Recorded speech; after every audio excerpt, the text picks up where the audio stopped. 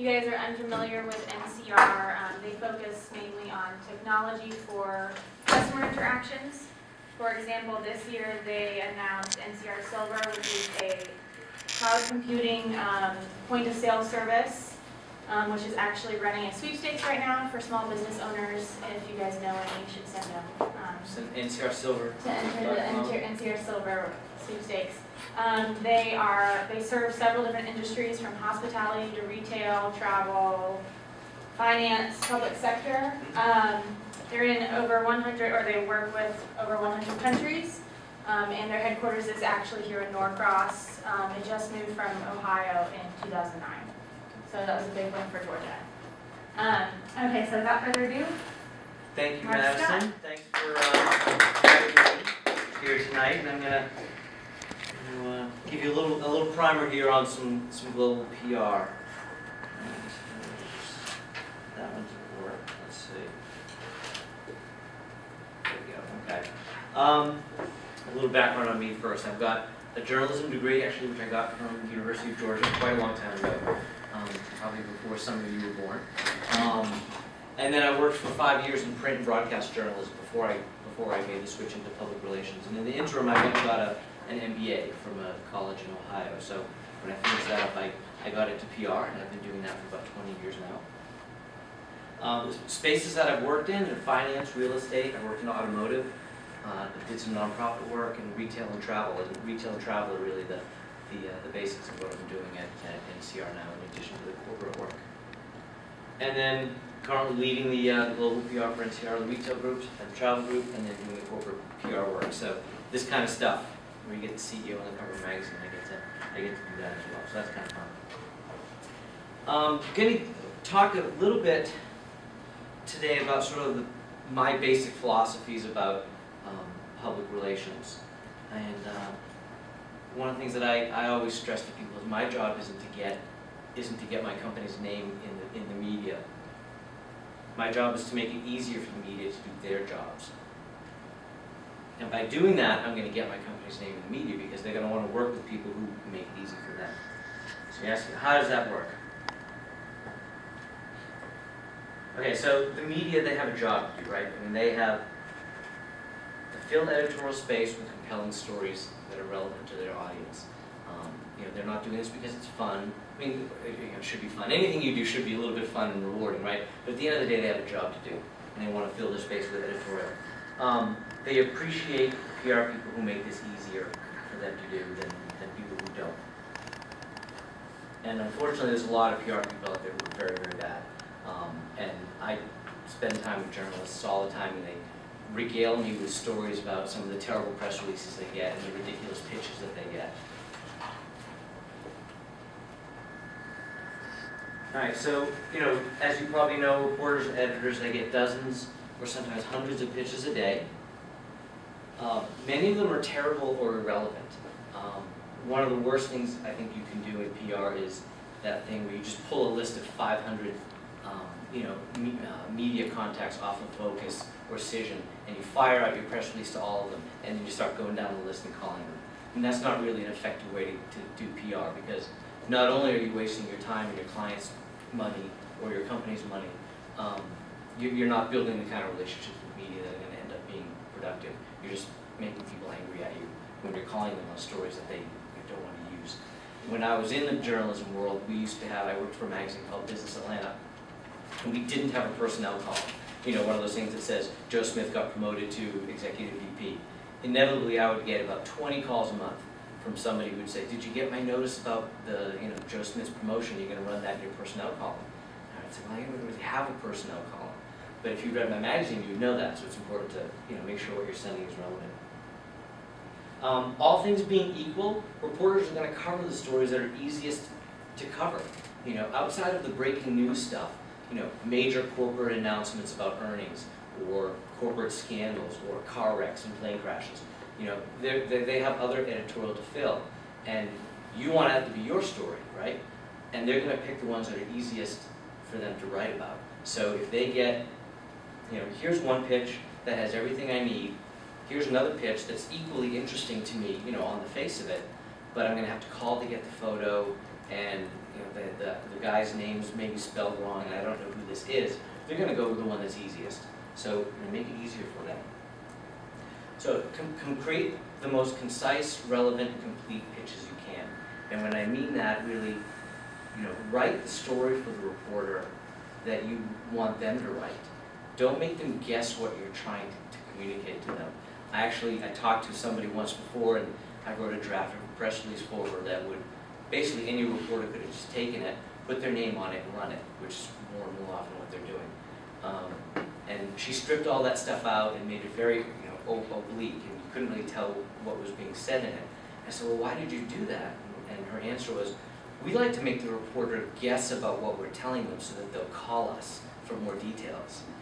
And my response was, well, they're not going to call you, they're just going to move on to the 100 other pitches they got that day. So, creating the most concise and relevant pitches is, write the story the way you want them to write it, give them the photo, give them the headshot of the exec, give them a logo, whatever you think they're going to need, give it to them in one package. And part of the way you'll know what they need is familiarizing yourself with their outlets.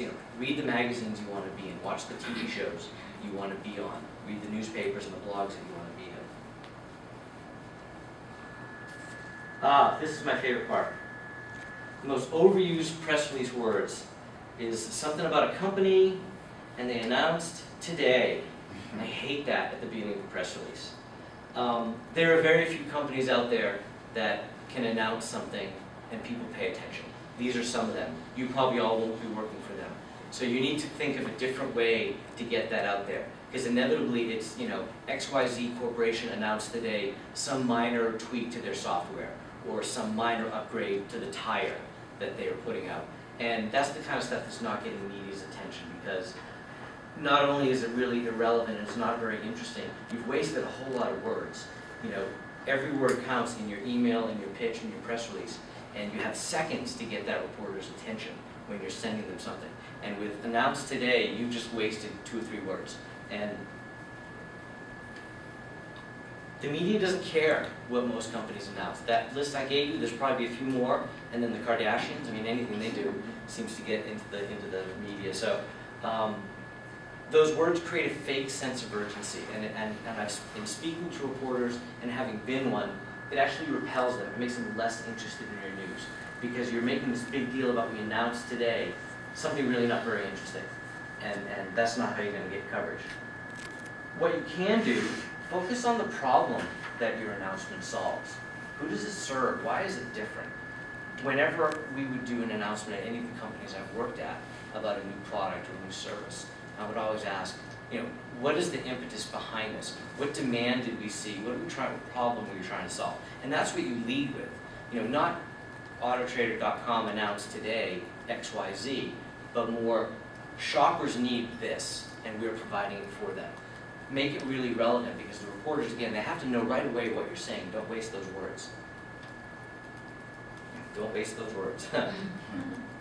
Productive follow-up. I'm not really a big fan of the media follow-up. I mentioned that earlier, where that thing where you pick a list of reporters and you just go down the list and start calling them. I've never done it. I don't recommend it. I don't think it's a good way to do your work. But what I do think you should do is pitch relevant news to the right reporters. So that takes a little bit more work on the front end. Going down that list and saying, Joe Smith, business reporter at the AJC. Well, what kind of business does he cover? Go to his website and look at it and see what kind of stories he writes. If he writes automotive and you're pitching him a story about breakfast cereal, which might both be covered in the business section, you're wasting your time, you're wasting his time. And the next time you call him on a story that is relevant, he's going to remember, oh, that's that girl that wasted my time on that other story. Give them what they need. Again, I talked about put everything that they need in that, in your email or in your pitch. It used to be ages ago. They said don't include attachments or photos because everybody's afraid of viruses. Those days are pretty much over. Everybody's safe.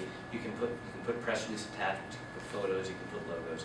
All that kind of stuff goes into a pitch, and reporters expect it now. Know their deadlines.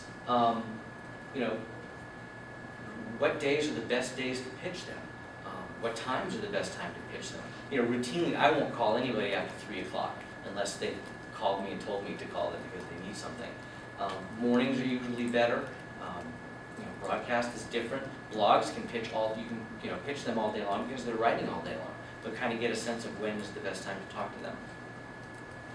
Follow other breaking news. This is really, really important. I just talked to a reporter, a good friend of mine at Bloomberg, and there was a storm that was hitting the Northeast a couple of, probably about a year or so ago, and it closed down all the airports in New York, closed down Logan, closed down Washington National. Airports all over the Northeast were closing because of this thing. And she was the airline reporter for Bloomberg. And somebody calls her up and was trying to pitch her this story about, you know, some moderate upgrade to an aircraft engine or something. And she said to me, she said, I told the woman, and she said, not as nice as I'm going to say it, you know, she said, you know, does what you have beat a hurricane? Because that's what I'm dealing with today. I'm dealing with the whole eastern seaboard, all the airlines closing down. Do you beat that? And you know, she didn't. So follow the news of the reporters that you're covering, and don't pitch them stuff. If Apple's putting out a new iPhone, don't call that day with a tech story, because nobody's going to listen to you and you'll waste your time. When you do follow up, don't be a pest. If you kind of do these things ahead of time, reporters will then appreciate the follow-up, because you'll know and they'll know that you're sending them stories that they can use. Again, I don't do that sort of just going down a list and calling a bunch of people, but when I'm following up with somebody, it's because I know that this is a story that they want to know about, and they want to make sure it doesn't get caught in their spam filter, or that they don't miss it. And they can still say, I don't have time to talk to you, I've got 3 other stories that are more important, sorry. But then they appreciate the fact that you sent them stuff that you know that they want to use, or at least that they should know about. This is going to increase your hits, and it's going to reduce the amount of time you spend making wasted phone calls that nobody is really interested in hearing about. A couple of media trends. Some of these are probably really familiar to you. Reporters and editors are busier than ever. You know, more and more often, the lines are blurring. So you've got print reporters who are doing webcasts and who are doing YouTube videos. You've got broadcast reporters who are doing print, asides to the stories that they post online. So these people are really busy and they're posting all day long. So keep that in mind. There's a real increase in sponsored media opportunities. And some of them are just blatantly pay-for-play, where if it's a trade journal, they will tell you, we only run stories from people who are advertising with our company. And then you have to decide, is that something you want to do? Call your advertising group, see if they want to go in with you. Other stuff like the Today Show, a lot of those guests get on because they've donated to a charity that the show is interested in. A lot of those shows are like that, where Oprah, these great products, she doesn't just love that product, but it also happens that the company gave everybody in the audience that product and probably threw in a little money at the same time. So as you're working on your media campaigns, kind of know that that's out there, and when you're working on budgets, you may want to think about, do I need to put in a lump sum for this? Because, I really want to be on the Today Show. And I know it's probably not going to happen just by me being fabulous, but there's going to have to be something else behind that. So, as you're thinking about budgets and how you want to get on these outlets, keep that in mind. Email interviews are huge now. I probably do more email interviews with our execs than I do in person now, because again, the reporter is so busy. So they will say, I'm really interested in talking to your executive. Do you mind if I send him 4 questions? And that's a PR person's dream, because you don't have to worry about them going off the reservation and saying something terrible. You don't have to worry about being misquoted. You have the opportunity to fill out those questions exactly the way you like. So it makes your life a little harder, right? Because you're having to work with the executive to craft those answers and write them down. You're not just going to knock out a 15-minute interview. But it's out there, it's reality, and for the PR person, I think it's actually a really nice benefit. There's a lot of use of prepared PR content, so photos, videos, graphics. It used to be, I can remember working with the New York Times on a story a long time ago. It was actually during the Olympics that were here in Atlanta. I was working for a nonprofit. And they were doing a story on our CEO, because it was all about urban redevelopment and how the Olympics were spurring redevelopment in a lot of neighborhoods. They interviewed our CEO, and they were either, number one, going to send a photographer down from New York, or find a stringer here in town, which they would have paid, $500 to come and take that picture. Those days are over. Reporters and media outlets are delighted to have your stuff. The AJC, same way, we did a habitat house with the Georgia Bulldogs years ago, and when I was with Home Bank, and they sent a photographer from Atlanta in the AJC car and all that, and those people are all gone. So get ready to supply photos, supply videos, supply the graphics, because reporters are going to increasingly want those things, but they just don't have the budget to get them anymore. So that's your job, to get it for them. Reporters all know their click-throughs, and they're all judged by those. So keep that in mind as you're working with your reporters and as you're sharing out those information. One of the things I always like to do is, if I get a great hit, I'm going to share it throughout my company. I'm going to share it on all of our social channels, and I'm going to try to drive some click-throughs to this guy who's covered us, because people talk a lot about there's so much celebrity coverage, but you know why there's so much celebrity coverage is because they get click-throughs, and all these media properties monetize those clicks with ads. So the more clicks, the more money they make. So if I'm faced with a situation of, again, I'm this reporter, and I could do a story on this company, and the last story I did in them got me 10,000 clicks, or I could do this similarly interesting story, and this one only got me 3,000. Which one do you think the guy's going to do with his limited time, right? He's going to pick the one that gets him the most benefit, because that's what he's judged on, for better or worse. So keep that in mind.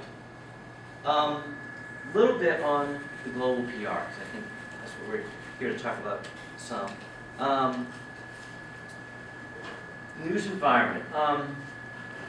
Most major markets do have media outlets similar to the United States. So you'll see there's your big consumer media, there is your trade and business media. So, experiences that you have here in the United States can be analogous and can be transferred overseas. So for business consumer media, there's similar PR strategies and tactics.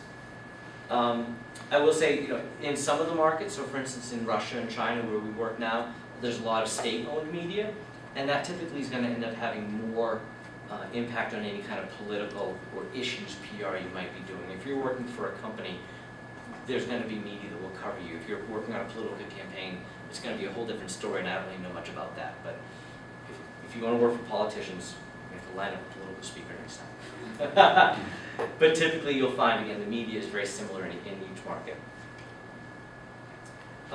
When you are working overseas with media, you're going to want to localize your stuff as much as possible. Just like here in the United States, a reporter in New York doesn't want to call Albuquerque to talk to somebody about a trend in their market. They want to try to localize. That's the same way overseas. So whenever you can, you want a local language spokesperson. You want to have local language media materials. Have them translated into the language of the country. Local on-the-ground support. This is really helpful because I count on a whole group of people overseas to do the on-the-ground work for me. We set strategy here in the United States, and then we have people in Europe and China and Russia and Japan who will take that and be that person who makes the local phone call. It's better for time zones. I'm not having to call anybody at 5 in the morning. And it's more relevant to those media people. They don't want to hear from somebody in the United States. They want to hear from somebody in their own market. So if whenever you can, have local on-the-ground support. I would say an exception to that is really trade shows. If you're going to a big international trade show, there is the lowering of that expectation where they know that executives from the United States are going to be there, and they'll muddle through. A lot of people do speak English, so that becomes it's not really a problem. But whenever you can, you want local language, and again, at trade shows you can kind of get over that because people are coming from all over the world, and the language ends up being English. That's sort of the default language in that environment. Local announcements and global reactions. Consider the international reactions to your announcements. So if you are an international company, one of the things you have to think about is, let's say you have factories in 5 countries and you decided to expand one of them. Well, you didn't decide to expand the other 4, and media from those countries are going to probably wonder why. Are you taking jobs from our countries to move to this expanded factory? Are they brand new jobs? You want to think. We've had that happen to ours, where when we opened the Columbus facility, the media in China were asking us, well, does this mean you're closing things here? Are you going to reduce the amount of jobs you have here? And the answer was no, but it came up. So you really want to think about that. Is if you're doing a big announcement in America, or you're doing a big announcement in Russia or China, how does that impact the media in the other places that you have operations? Yes, good news in one place could be bad news somewhere else. And you may have to miss an opportunity in one country due to the potential negative reaction in another. Again, in NCR we had different times where we don't want to make a big deal about one thing because it might look bad in one of our other countries. Some challenges with global PR. It's already the end of the day in some places. I was talking to this about Madison. That's one of the things that makes me very, very tired is, I get to the office usually around 7:30 or 8 in the morning, and there are people in Europe and China and Japan who have already sent me things that I need to look at. So it's not like you have, you come in and, oh, I'm so lucky I made it in at 7:30, I beat everybody to work. Now, people have been working for 6 or 8 hours before me, and they have stuff for me to do. You might always feel behind. That's one of the things that I do wrestle with. It's like, I went to bed and I had a clean inbox, and I woke up this morning, there was 37 emails in it.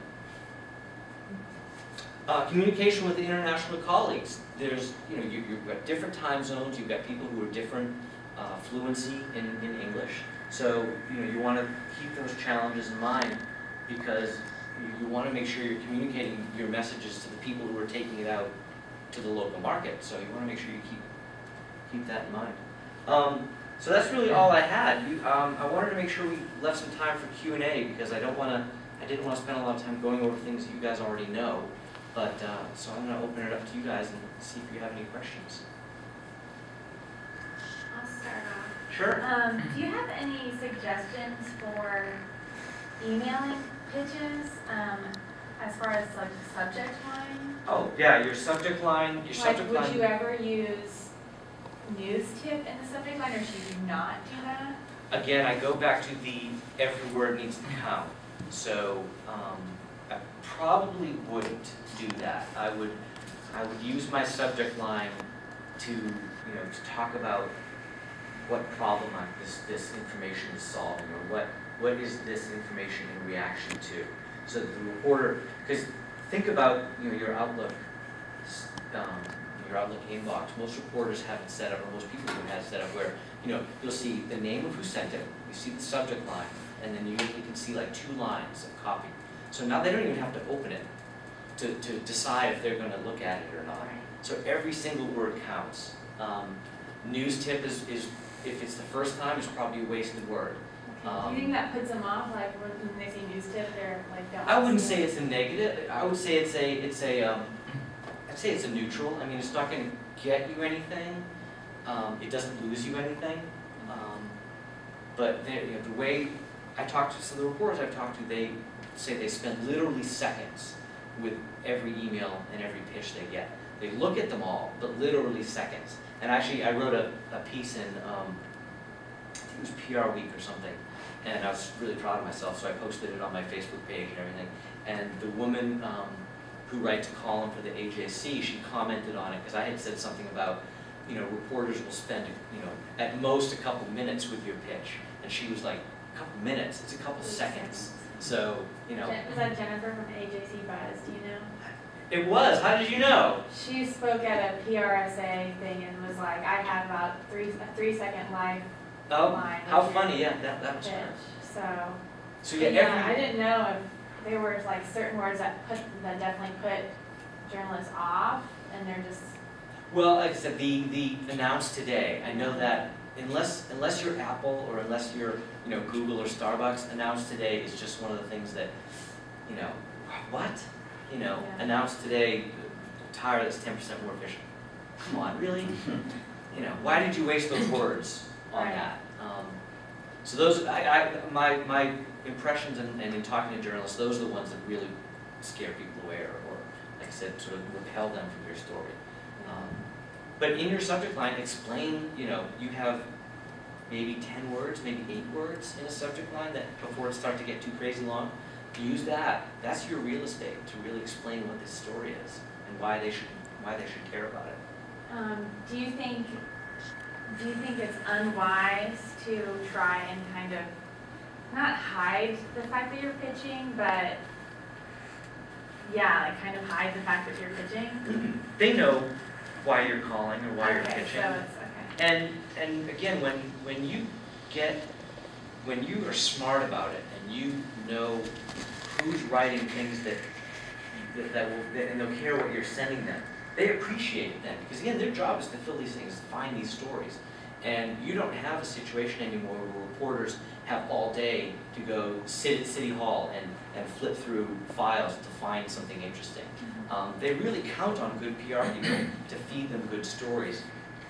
When I was working at Business Atlanta magazine, we had a political reporter, and she would just disappear for days at a time and go sit down in the basement of the State House or City Hall or wherever and go through files looking for creepy, terrible things that she could write stories about. Those days are over. Nobody has that time anymore. So reporters really do count on PR people to give them good stories. And they know why you're calling because you want the promotion. But if you've crafted your story in a way that is relevant and meaningful to them and that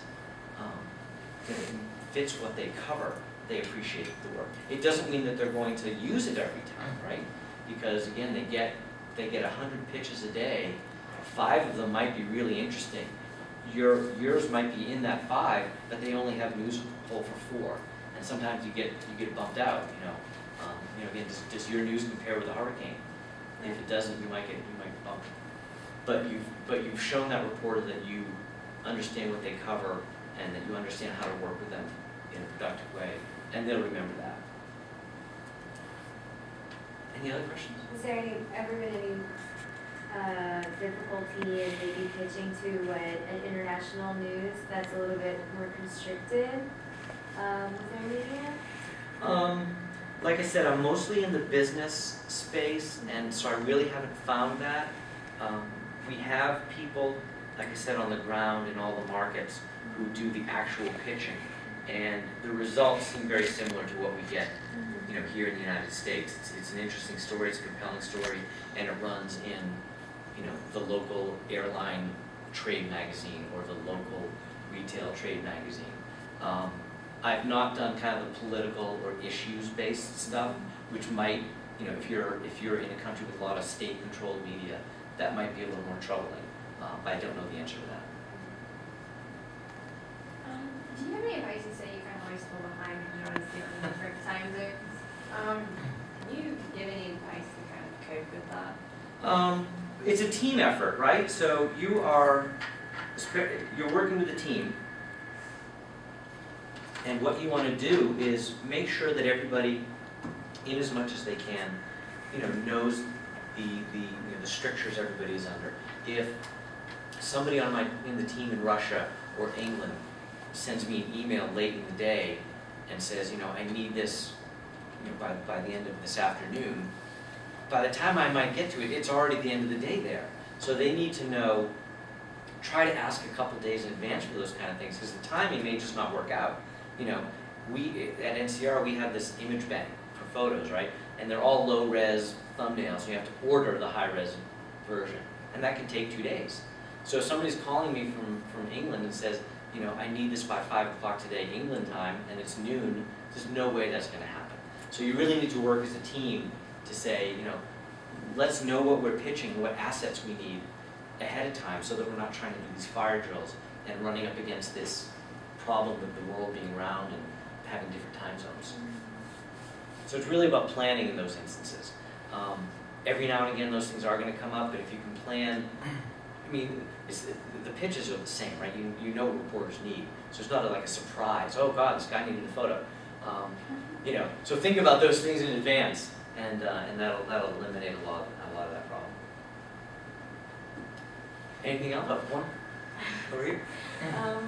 A lot of population practitioners were once in the journalism field, or as a reporter or whatever. I have been in the field for just a year, but what would you advise someone who wants to be a PR practitioner to first go into the journalism field first before becoming a practitioner? I have found that it really helped me a lot. So, like I said, I worked in print and I worked in broadcast, and so I feel like I have a really good sense of how those things work and how reporters try to get things done. If you don't want to go into journalism, at least get some friends that are journalists and that you can have, you know, conversations with, and get a sense of what it's like to work in a newsroom and how hard is it and what are they doing. One of the things that's so funny about newsrooms is most of them are open, right? So it's all a bunch of cubes and that kind of thing. And I had somebody tell me once, she says, I just call every number I can find for the newspaper until I get somebody on the phone. Well, the funny part about that is all those reporters are sitting around each other. And then, you know, and then the phone rings over here, and then it rings over here. So they know this is happening. It is not productive. But, you know, you got to know what those environments are like. And for me, I would say, you know, yes, if you have a chance to work in a newsroom or, you know, even for an internship, do it, because I think you get a really good live experience of what it's like to be there. And as a PR person, I can help you understand how to pitch to them. I do know a lot of PR people who, again, who aren't very good and have no sense of what it is like to work in a newsroom. But you can also do that by just, you know, making friends with some reporters and ask them, what's it like? You know, what's it like? What's your deadlines like? What is your workload like? Really understand that. Which is more demanding? Which, you mean PR or journalism?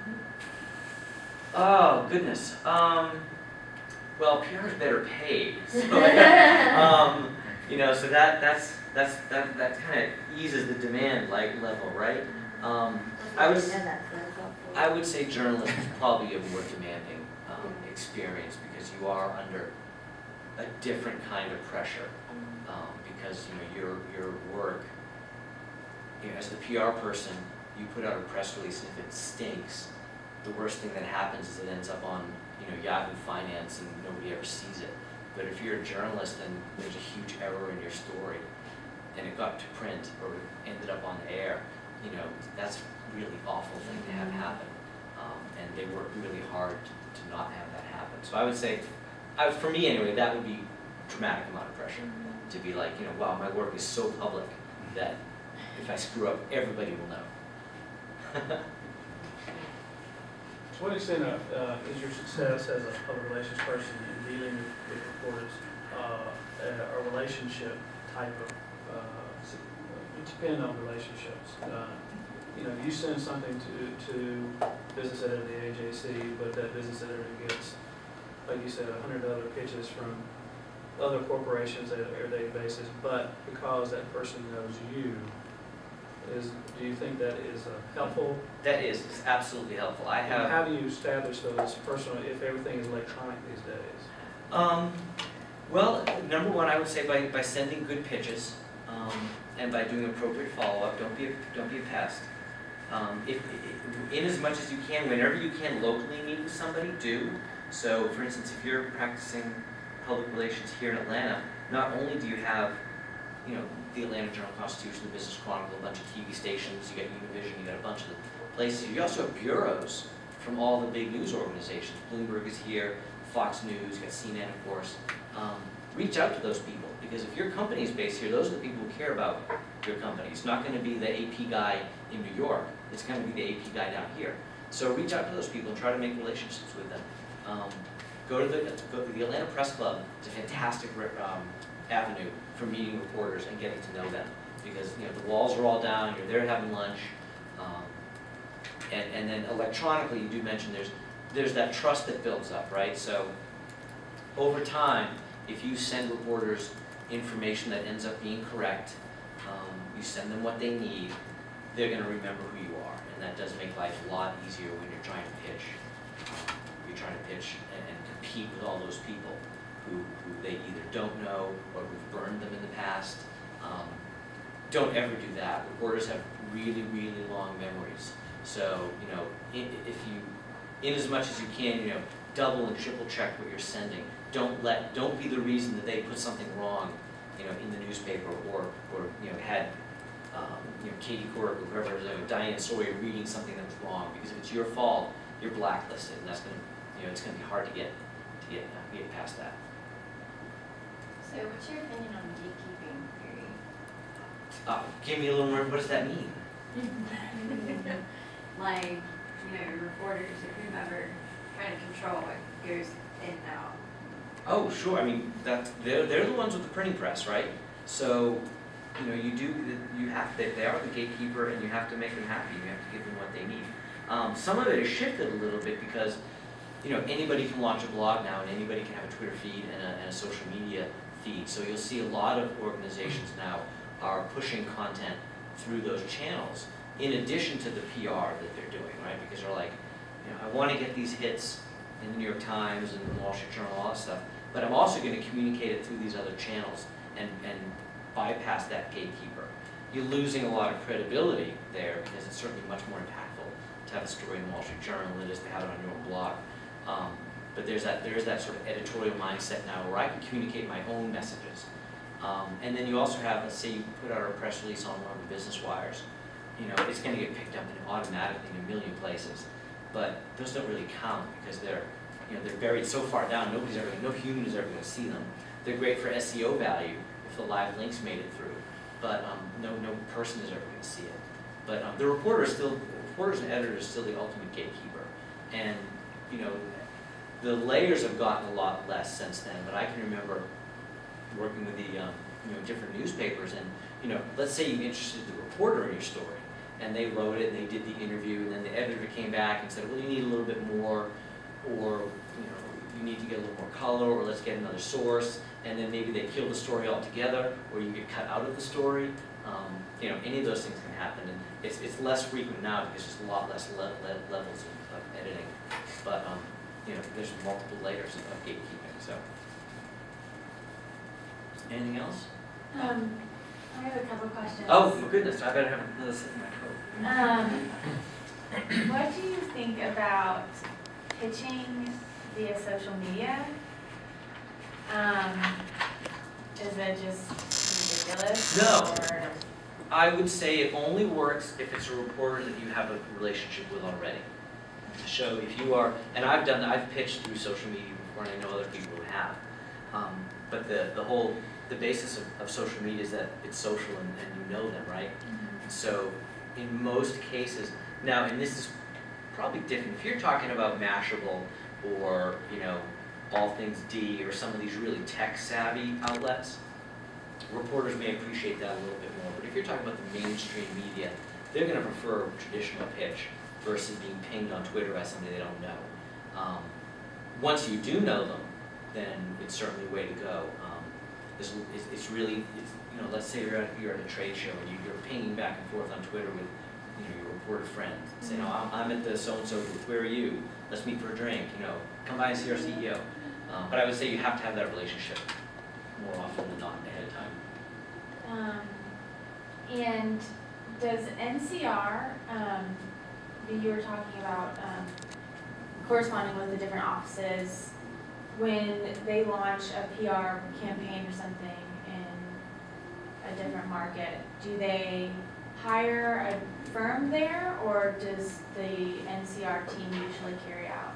Do a little bit of both. So we have our on-staff team, which is probably about maybe 15 people, I think. I wish I knew. I should know, right? And then we also have agency support in the different markets, and, you know, the size of the agencies. I mean, we work with 2 agencies here in the United States on PR. Most of our major markets have at least one agency working with us, and you do a combination. So let's say we have a big campaign launching, and, you know, you divvy up who knows who on the reporter side, right? So somebody in the agency may have a better contact at one outlet, and you have a better contact at the other. So you make sure you're splitting that list and pitching with the right people. But we do have agency support in most of our markets. So when you're dividing up the duties, it's not necessarily they're going to take this part of it and they're going to take this part as kind of an integration. Mm-hmm. It really ends up being, the best agency relationships I find are collaborative. Because number one, and this is perhaps my own preference, I don't want to just sit in a room and give orders all day long. I actually like getting on the phone with media, and I like understanding our products enough to write a press release about them and then pitch them, coherently and not sound like I'm, just off the turnip truck. Some people do prefer that. They don't want to do any of that work. They want an agency to do everything. But our model is much more sort of collaborative and involved. So everybody kind of gets in and takes a piece of it. Okay. One more question. Sure. You mentioned strategy a few minutes ago. To what extent is the media component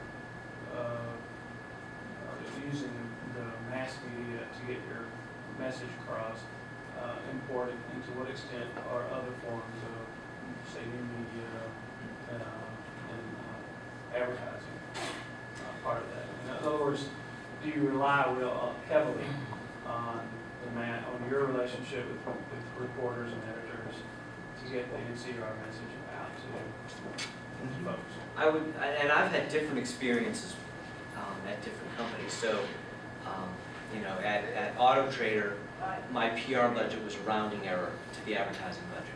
So, we did a lot of great work, but it was a huge consumer brand, and so we were blasting out advertising all the time. Everybody knew our name. NCR, we do, most of our marketing is either like a field marketing or sales marketing kind of experience where our sales reps are going directly to the potential customers and saying, do you want X, Y, and Z? Here's what we have, here's our new products. Or we're doing trade shows, or we're doing PR. We don't have a huge advertising budget. So I would say at NCR, sort of the trade shows, PR, and personal selling are more important than they have been at some other companies I've worked at. However you're doing it, you do need to coordinate those messages to make sure you're saying the same thing through every channel. So we'll work with our sales department, and we'll work with our trade show department, and anybody else who's putting out our messages to make sure that what we're putting on our press release aligns with what they're doing. Somebody called me the other day about this new software product we're putting out, and he said to me, I was working on the press release, and he's saying, I'm not sure when it's exactly going to be ready, but I still want this press release to go. And I said, well, I think that would be a mistake, because the worst thing you can do is generate demand and then not be able to fulfill, because people have really short memories, and they see an article about this great new software program that's coming, and they call their sales rep and say, I want to get this. Probably can't have it for 6 months. By the time 6 months comes around, they've forgotten, and I don't have the second opportunity to launch that product with an article, because if I go back to the media, they're going to say, well, you said this was new 6 months ago, and I could show you the article, so I'm not going to give you another chance. So you want to make sure your timing and all your communications align so that you're not creating demand or creating awareness for things that you can't fulfill. Well, thank you guys very much.